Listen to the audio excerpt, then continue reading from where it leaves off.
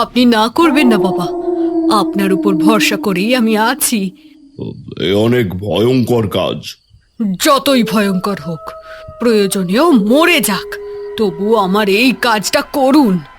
আচ্ছা ঠিক আছে, আমি তবে আমার কাজ শুরু করছি।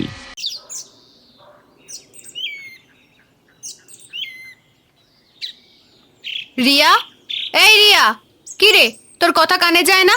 তোকে কতবার বললাম তুই তোর কাকির কাছ থেকে সবজিগুলো নিয়ে আয়। এই যা, আমি একদম ভুলে গেছি মা।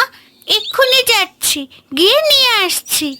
তাড়াতাড়ি যা, নয়তো আজ তোর খবর আছে, আর নয়তো আর না খাইয়ে রাখবো তোদের। বকো না মা, যাচ্ছি তো।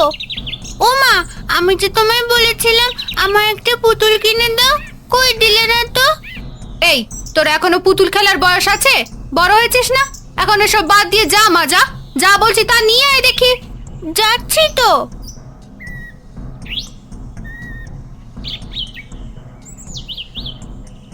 মা সব সময় শুধু বকা দেয়, এই কাজ করো ওই কাজ করো।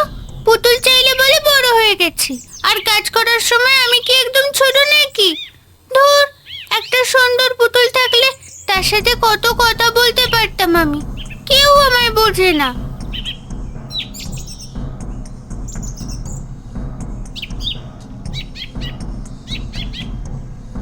আরে, এটা তো একটা পুতুল, ঠিক যেমনটা আমি চেয়েছিলাম।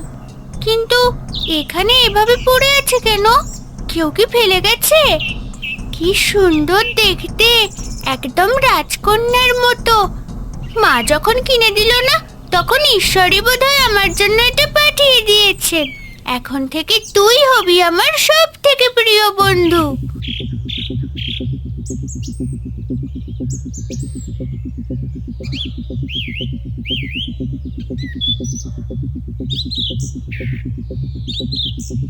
কি রে রিয়া, এই পুতুলগুলো কোথায় পেলি? আর তোকে যে বলেছি সবজি নিয়ে আসতে, সেগুলো কই? সে কথা তোমায় বলতে হবে নাকি? কোথা থেকে পেয়েছি আমি এই পুতুল? এ কি, তুই এমন আচরণ করছিস কেন?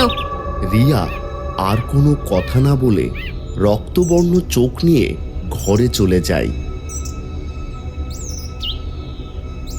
কই গো, কোথায় গেলে?